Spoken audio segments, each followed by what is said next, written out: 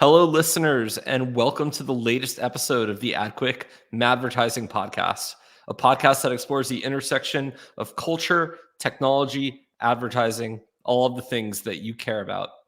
Today, I have a special guest. We have Bridget Phetasy on. She is an internet personality, a comedian, a podcaster, a media creator. She's appeared in traditional media. She's a big voice on the internet and in new media. Welcome, Bridget, to the podcast. Thank you for having me. Internet personality. Oof. Well, I'm always like, what is that? But it's absolutely the correct way to describe me. yeah, and internet personality means real world personality. I think it's the wrong distinction to say what happens online is not real life and what happens in real life isn't online. The two are so interconnected. We probably should just stop with the qualifier of internet. It is true though. I mean, Twitter made me. So whether I like that or not, it is absolutely the case that that's how I got noticed as a writer. That's how I made relationships with editors. That's how I was asked to do my first media hits. It's how I book a lot of my guests for my podcast. So it's absolutely true, even though it makes me sometimes want to throw up in my mouth a little.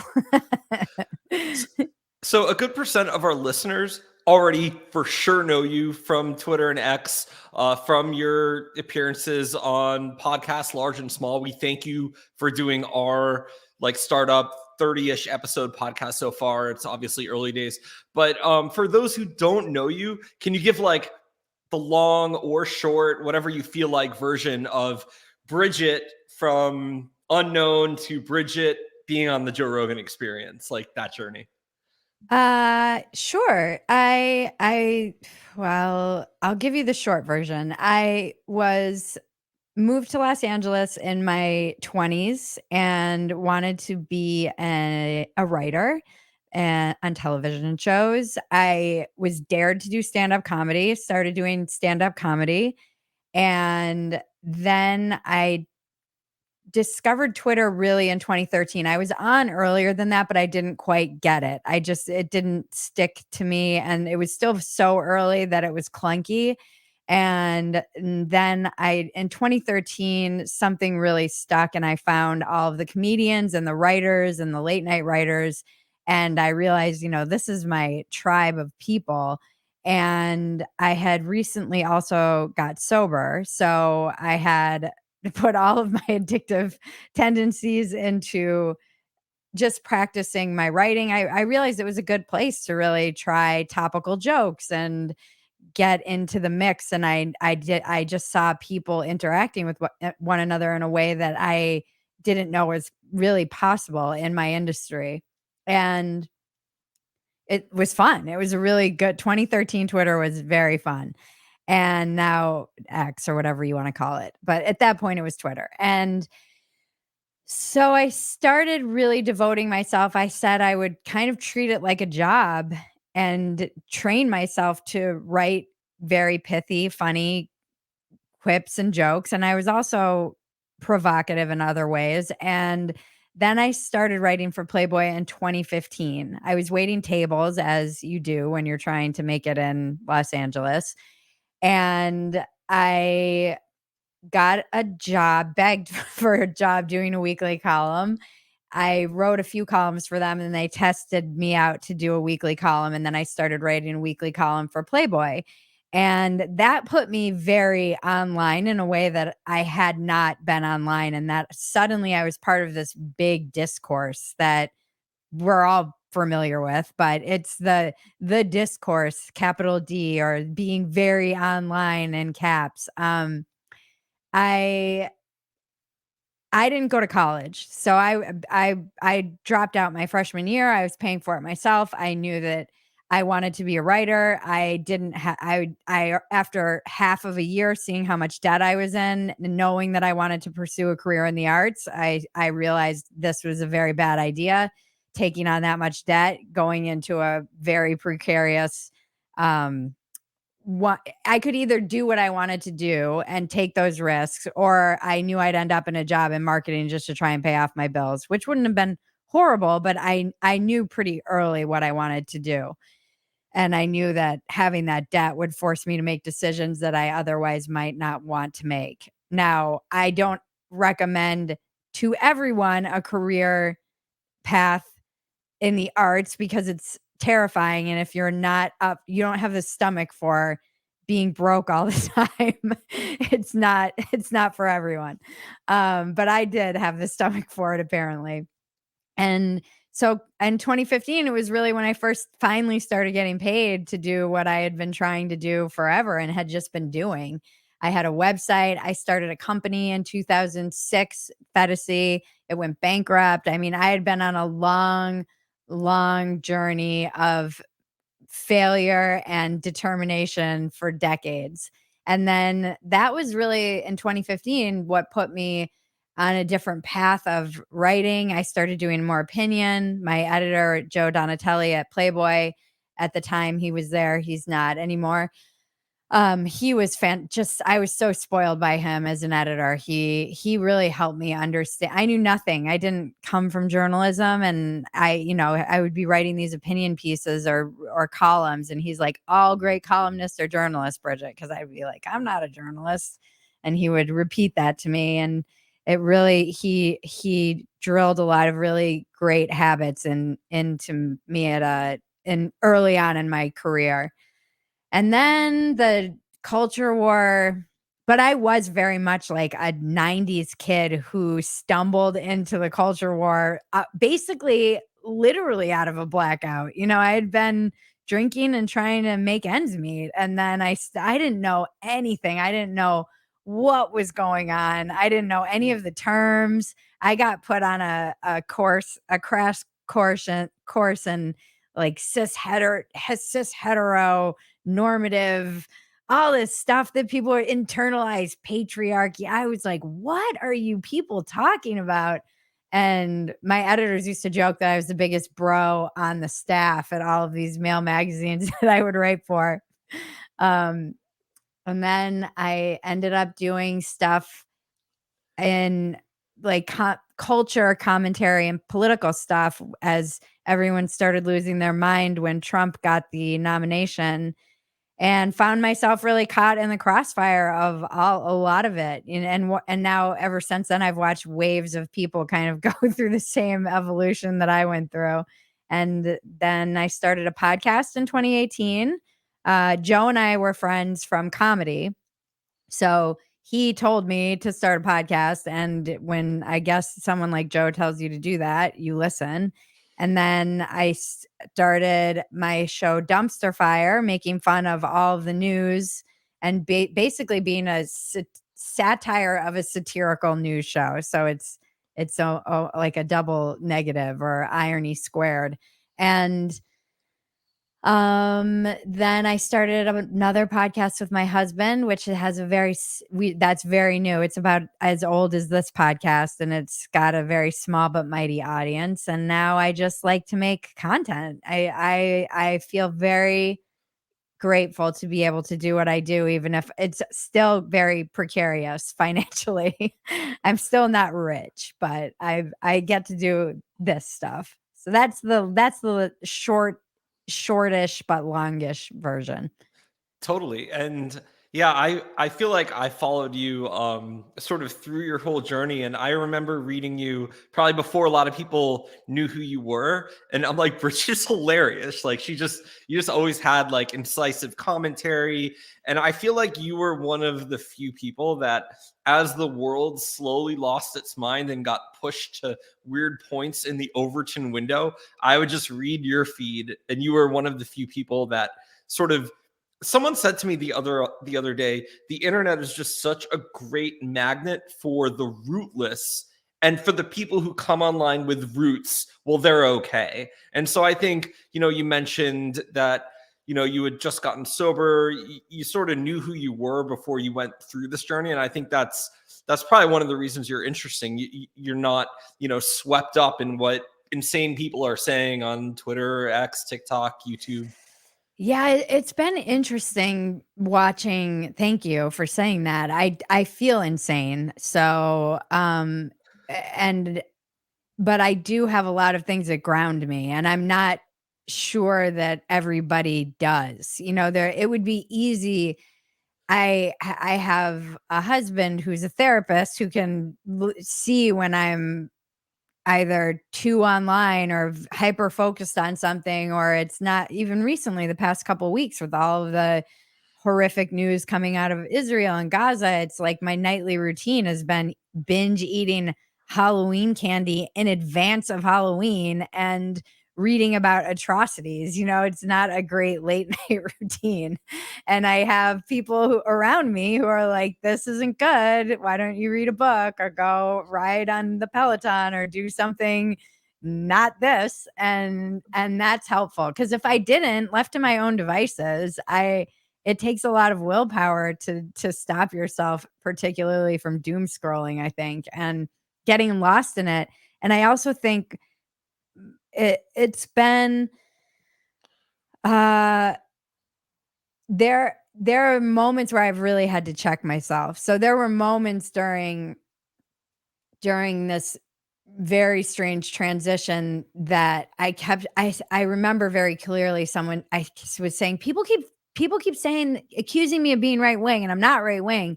And a friend said, well, it's not what you're saying, it's what you're not saying.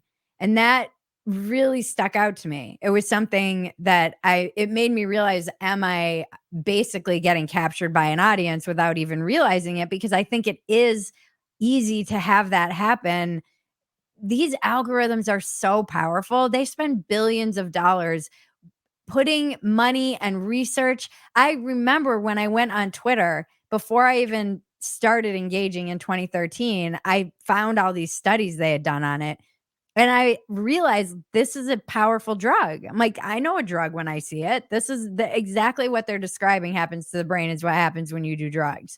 And I knew I had to be careful, even though I became very addicted to it. And I also am not, I know I'm not smart enough to outsmart an algorithm. These things know me better than I know myself. They track my habits and my viewing and my time online.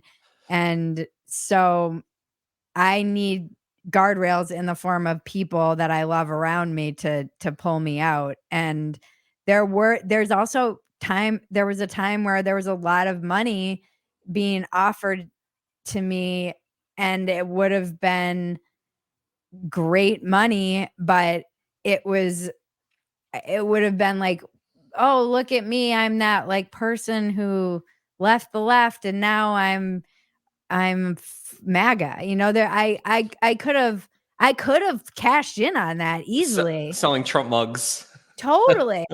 Totally. I could have gone all in on that, but then, it was the opposite of It's not your brand to shill out like that, though. but it wasn't even about my brand. I just like mirrors too much. I want to be able to look myself in the face. And had I wanted to just speak a party line, I would have done that for the left wing and made probably a lot more money just writing on a late night show or something. Though I could have done those jokes too. It's just I value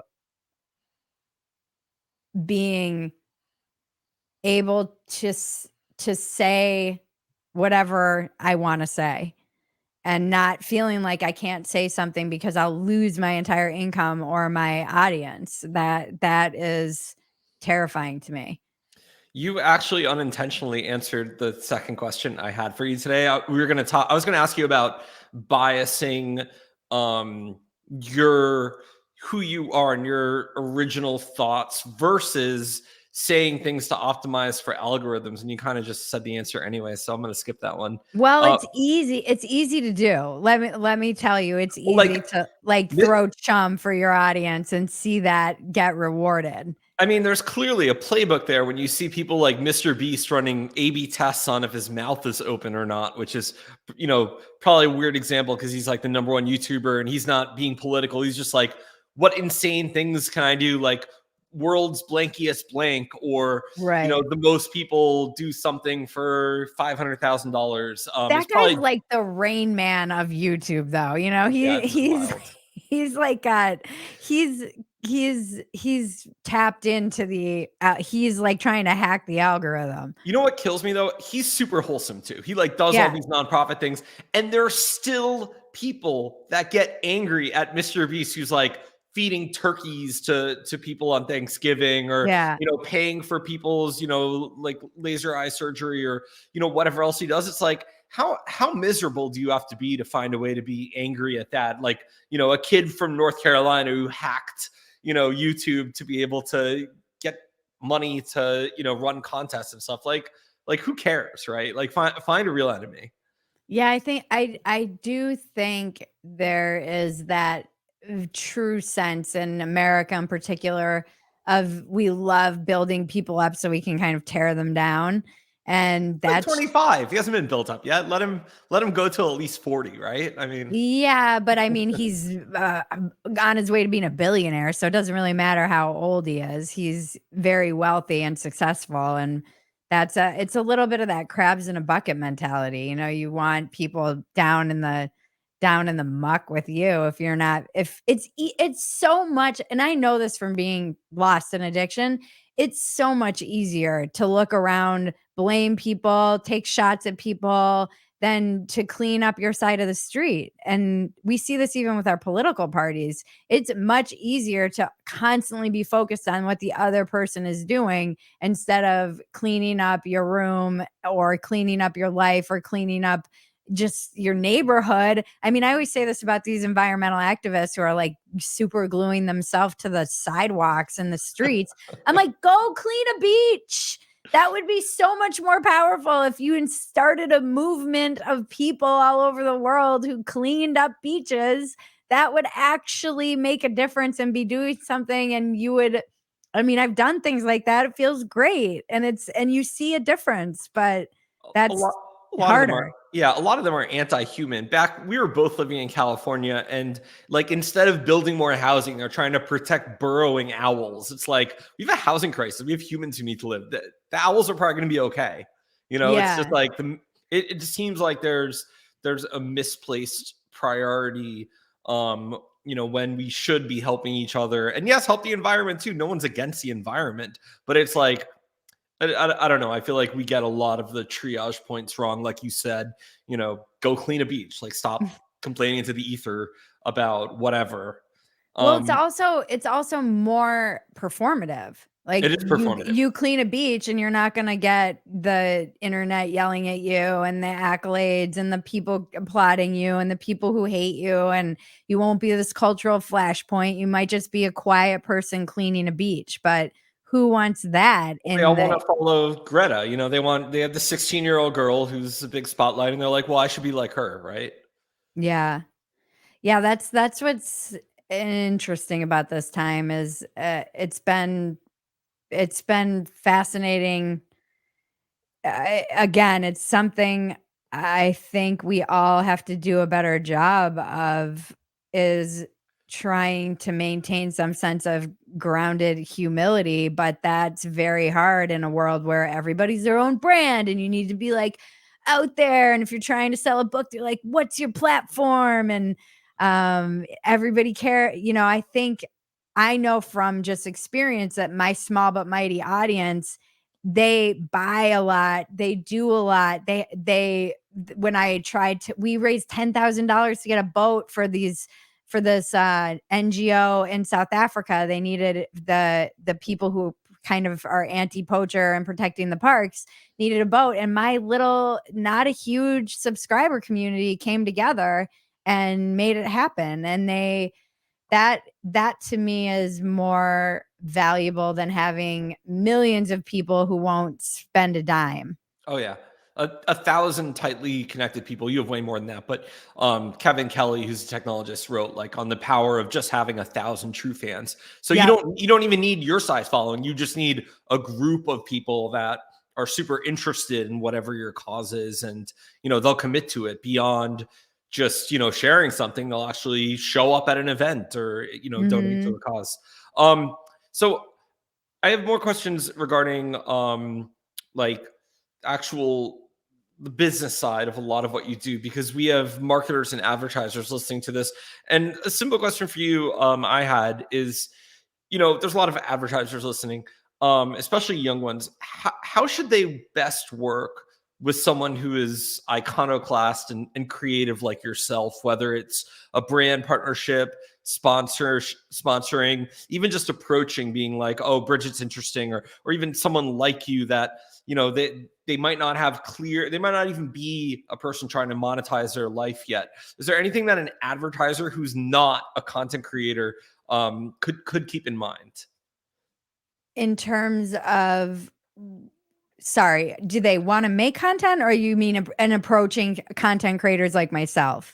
In approaching and maybe deciding who to sponsor and who is a Hmm. good bet for their brand dollars. I mean, you have to know your brand. And this is always something that's interesting to me, because more and more I actually prefer working directly with the brand. Like, more and more I don't like the middleman, because I want to know, I'm always curious, what makes this a successful campaign? It's different for every single company. I don't know what their price point is. I like learning about those things. I like having relationships with the owners of these companies, particularly the smaller companies. I love when companies do onboarding and you feel like you have a connection to them.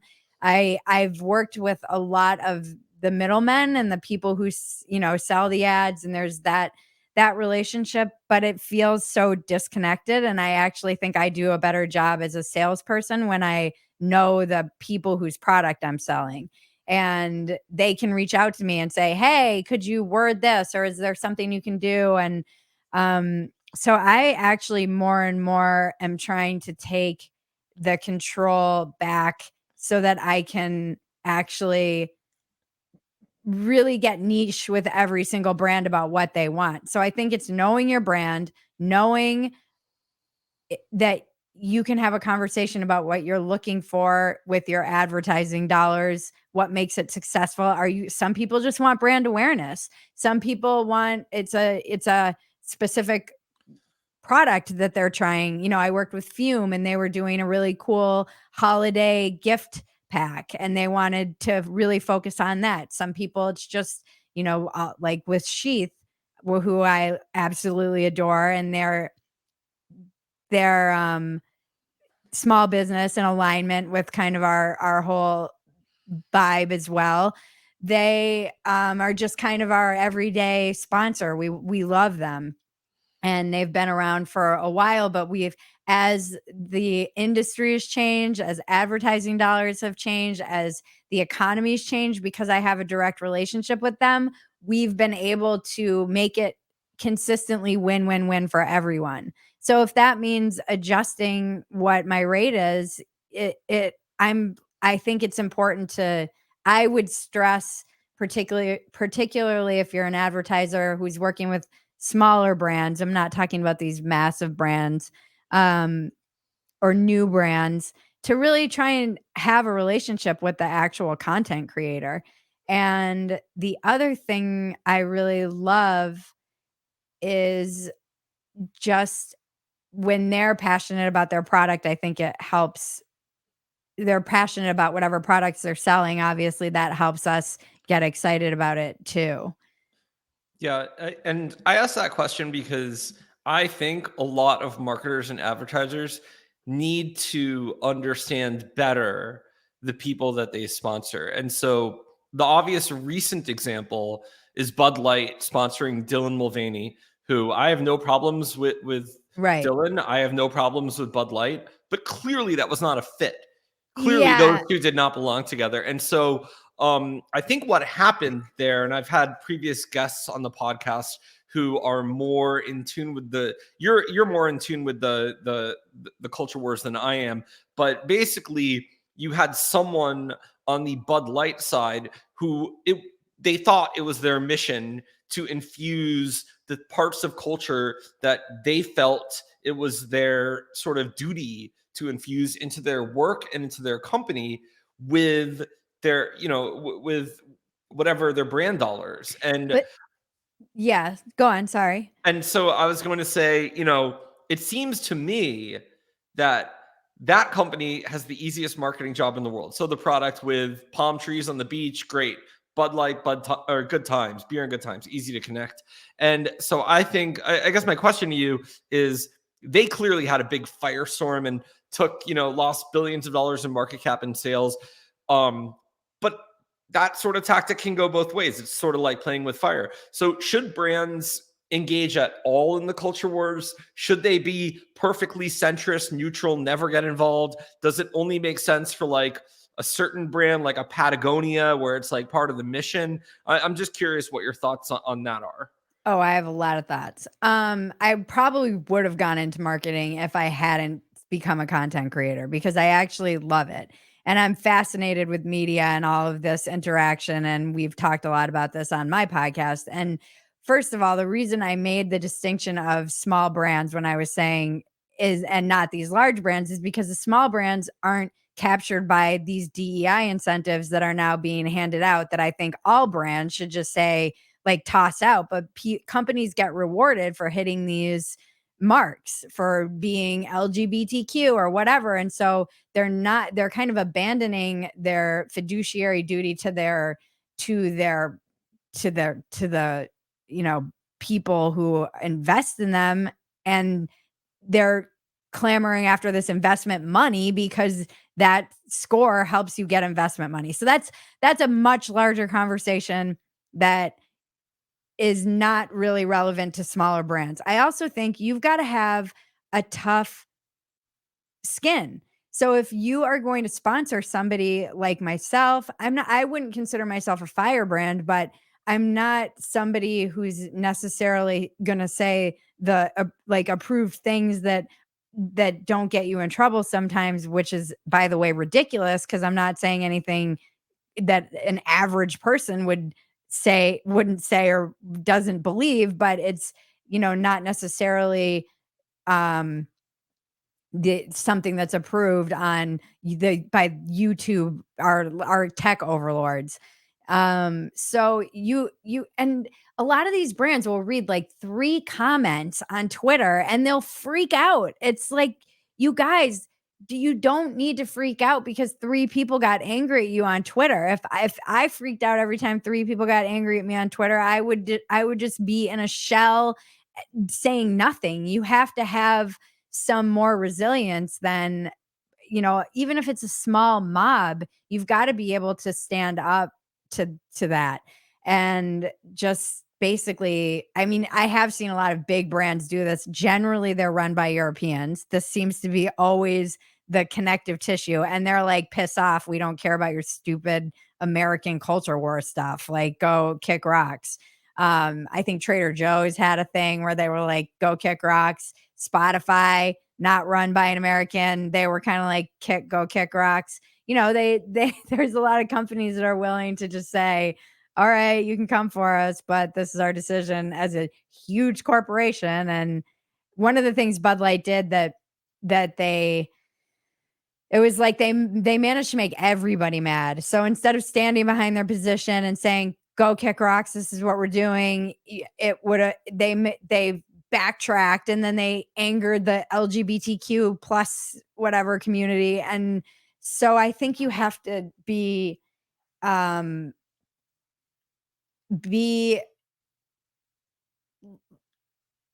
confident in your decision.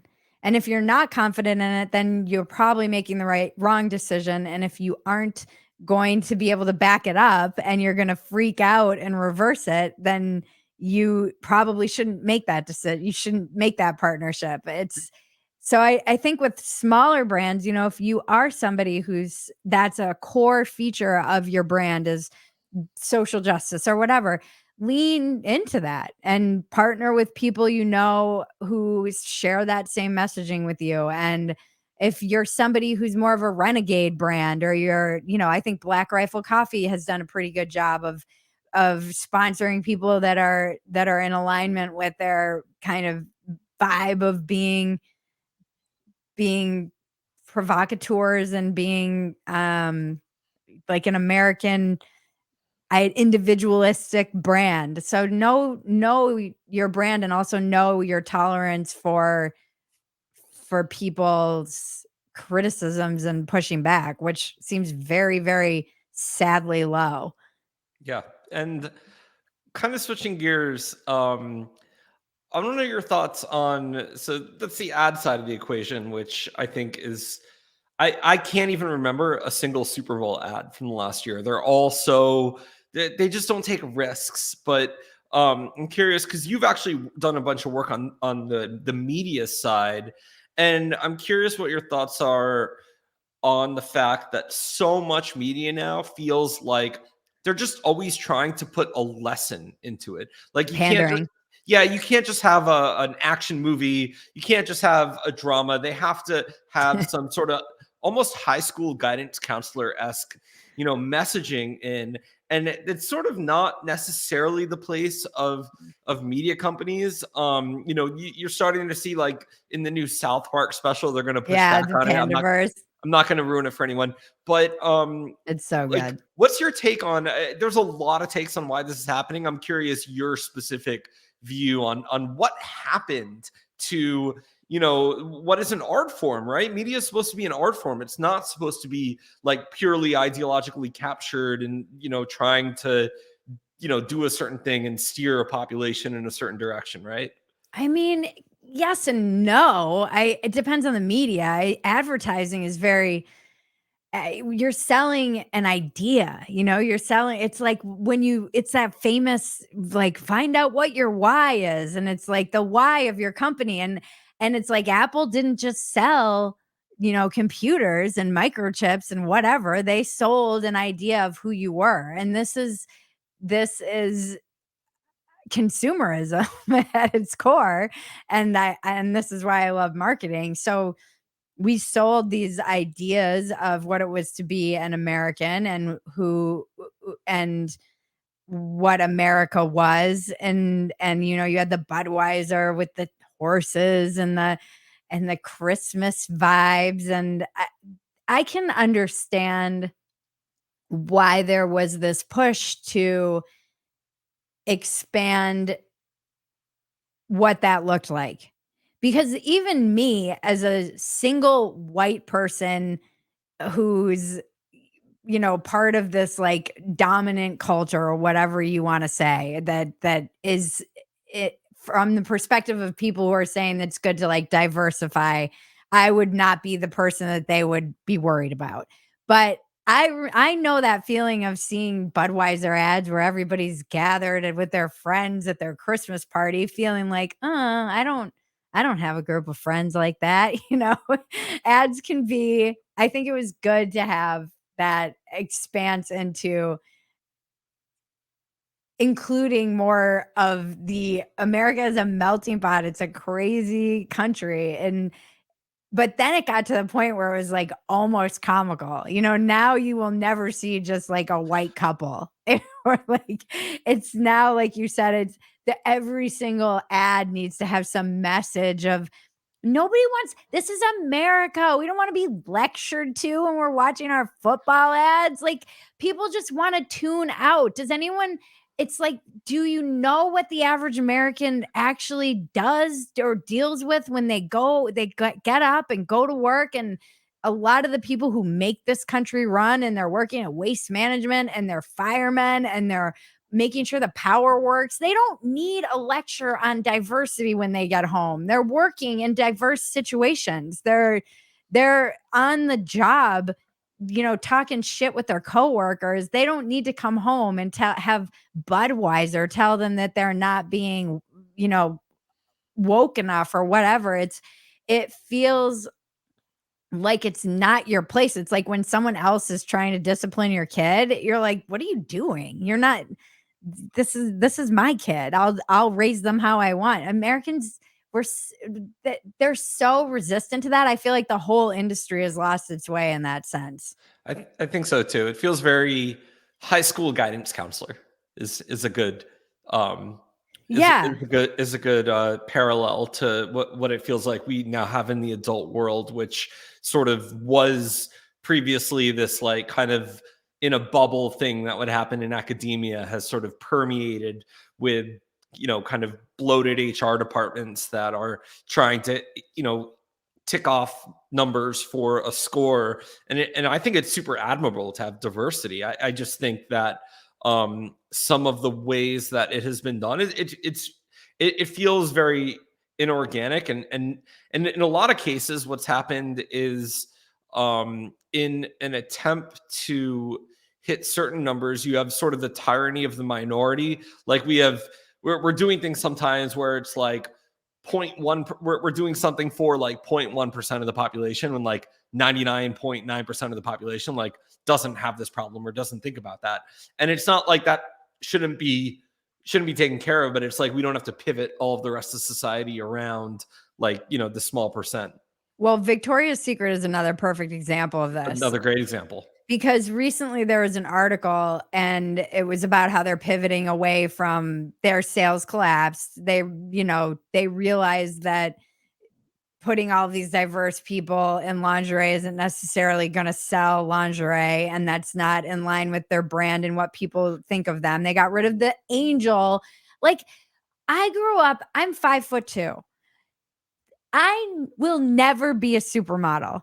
I knew that. that was okay. I could still watch the supermodels and the angels and enjoy that and go, wow, they're freaks of nature. When you live in Los Angeles and see supermodels in real life, you realize they're aliens. They are not human. They're freaks of nature. They look perfect. I feel like a munchkin next to them. They're so gorgeous, and it was fun for me to watch, and it was just a nice escape. And beauty is great. Not everybody has the same level of beauty. That's okay. And we have such a weird low tolerance for that now. And then in this article that was talking about their pivot, it so perfectly represented what you were talking about, which is that it said something like, even though they got a lot of accolades from this from a small group of people online, it didn't sell lingerie. I'm like, that perfectly articulates the whole problem in advertising now. Yeah, they're trying to win awards at a festival in France where, it's all super, left peers that all think a certain way and all subscribe to the same blogs and podcasts. And the interesting thing is you were mentioning, aspiration to beauty, right? So, I've gotten sober in the last year. I've lost 25 pounds. I'm also never going to be a supermodel. Thank you. And one thing I actually like to see, one thing that I like to see in ads and I like to see in media are people who are like normies, better shape, more successful than me. And now this is something to like look to and aspire to. Yeah. And I'm like, I want to be like this, right? So I don't see that as a bad thing. I think like, when I first started going to the gym, it's so funny because online people are like really mean. Like people say things like they're like, oh, if you go to the gym, people will make fun of you for being fat. That is not the case. When you go to the gym, everyone will be supportive of you. Yeah. And you respect the hell out of the person who's just started going to the gym. Yeah. And the gym culture is ultimately really positive. And so I guess what I'm saying with all this is like, we've kind of lost an aspiration to, to health, to beauty. And I think these are good things everyone should want. And yes, of course, you should have high self-esteem and you should, love who you are. That's not saying that these things shouldn't also exist, but it's perhaps saying like there should be an aspiration to certain standards. We can remove humans from it for a second. If you were to think about architecture, there's a great Twitter account called Culture Critic, which if you check it out, what they post, it's an anon person. They post examples of modern architecture and things that are sort of done fast and cheap and sort of generic versus, a lot of this old world architecture that is beautiful, like the Sistine Chapel or, ancient temples and ruins. And they're trying to just show they're trying to call out a little bit of a disconnect in what we used to see as a sort of, universal standard of craft and beauty. You can probably see examples of it with pop music versus classical. And I guess the point with this is, a lot of what we make fun of, you and I make memes about, with like the ridiculousness of, you know, the dumpster fire that we see. I think at least that's partially culpable to the fact that, you know, we might not have these shared standards of whatever beauty, of aesthetic. And that's not to say there can't be, you know, many niches and things people like, but there should also be like some standards of, you know, of quality and things that we say, hey, this is, you know, this is something to aspire to. This is, you know, universal beauty, like the Sistine Chapel, or like a, you know, old church in Europe that like kind of everyone can agree is like this awesome, great, beautiful thing. And to circle back to advertising and marketing and media, I think when you see like a timeless ad, you know, like you think about like the you know, if we use Apple as an example, since you mentioned them, the 1984 Apple ad, like it's so memorable, right? They made something cinematic, versus now you see ads that are sort of throwaway, postmodern, not really interesting. They've already been done. And so I think for our marketing and advertising friends listening, you know, when you can find those universal standards of cool, of aesthetic, of strength, you know, Ford tough, whatever that might be, when you can uncover those are things that actually have a chance of becoming mimetic, of spreading, of helping everyone like see your brand on in a good light and on a good pedestal. So sorry for the rant. You just got me thinking about tying this back to media. Yeah, no, I think that it also ties back to a lot of what we were saying in terms of people are getting offended by things that are aspirational instead of cleaning up their own life. And it's the same problem. It's easier to just say, "Hey, look at those supermodels," instead of going to the gym and losing weight. And like you said, gym culture, it's kind of the same in like 12 step. You know, the newcomer is the most important person in that room, not because they remind you, not only because they remind you of just how bad things can get, how hard it is in the beginning, and all of these other things, but because they are the people that you can support. And it's like, it, you know, you can only keep what you give away. So I think people who go to the gym, the reason it's so supportive is you want to give that away. Now, again, I understand the reaction to um, like the beauty standards and only having certain people represented in that. And I don't think all of the pushback is necessarily bad. I remember one time driving by a Gap and seeing a lot of more normal looking people and thinking like, I only saw like I come from like the Kate Moss generation. So I only saw supermodels growing up. And I, again, didn't feel like, it didn't make me feel bad because I could never be a supermodel, but it was the only standard of beauty. And so it was an impossible standard of beauty to reach. And that can leave you feeling defeated too. So and putting that kind of pressure on young girls, like I can understand a lot of the conversation and pushback against that. Another interesting thing you made me think of is this like lowering standard. I just had Thomas Zen Gotita on my podcast, and he wrote what has become my Bible, Mediated. And it's all about how, you know, this mediated world has affected us philosophically. But he talks about how people used to dress up when they went to the airport. And we were having this conversation about how everybody, and I was ranting about this on Dumpster Fire, like everyone wears pajamas now. We're just like a whole pajama society. But his pushback was that it is the media, because it used to be this thing. This is part of the process of mediation, because it used to be all about, you know, a little bit more about how you looked. And now it's like, no, you just have to love me for who I am. It's therapy culture. And so there's this process that's happened to all of our society where it's like, well, it doesn't matter how I look. You're supposed to just love me for who I am, in line with the same of like, you know, body positivity, I think too, which again, not horrible, but taken to the extreme, you're promoting an completely unhealthy lifestyle.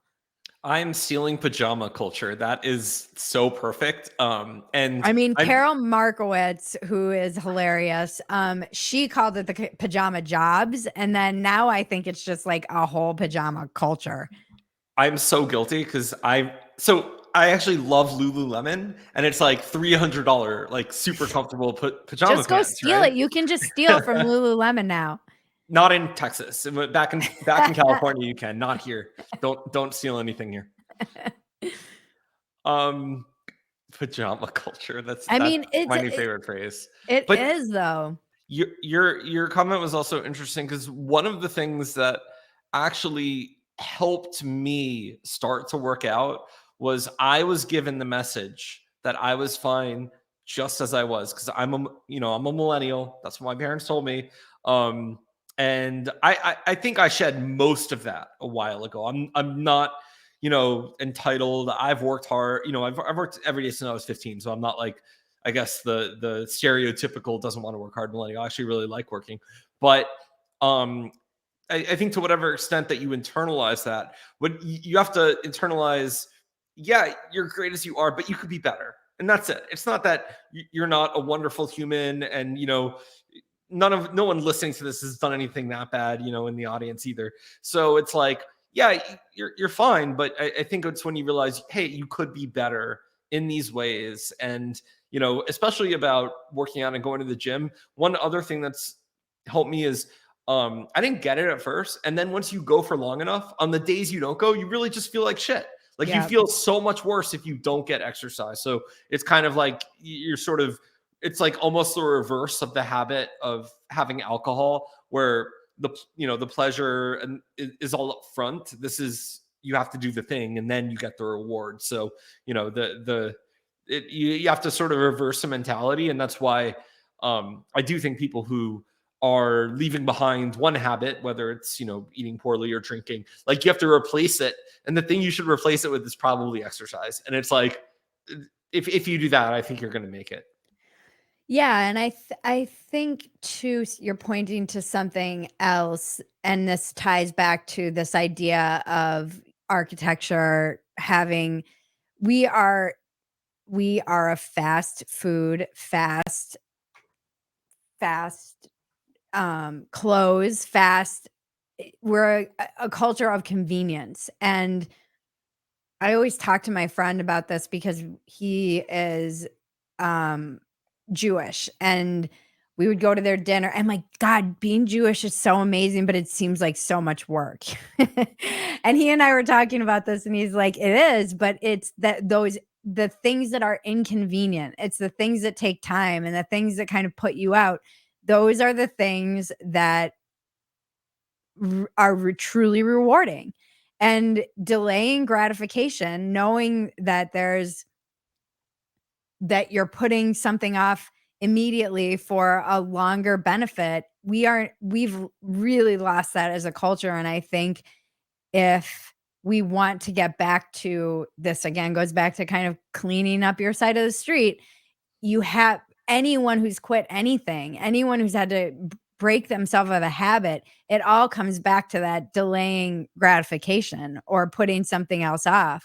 And that is not easy, but it is far more rewarding. I mean, some of these buildings that you're talking about, the people who started building them died before they were ever finished.